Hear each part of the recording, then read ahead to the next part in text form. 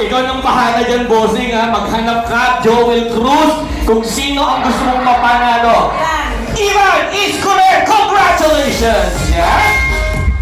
Nako, ipanalangin ho natin na hindi na ho masyadong lalala ang giyera dyan sa pagitan ho ng Iran at ng Israel. Dahil siguradong maraming maiipit. Ramdam na ho ng mga Pilipino ang epekto.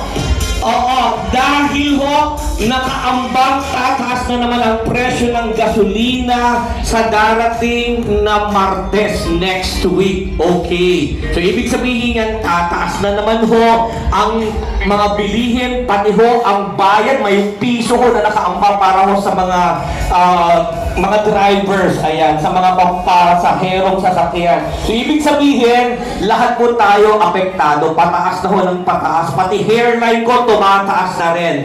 Pero natutuwa ako kasi may mga bisita tayo dito na parehas kami ng hairlines. Parang ganun-ganunan lang din. Okay, dito tayo sa site na to. Parang may mga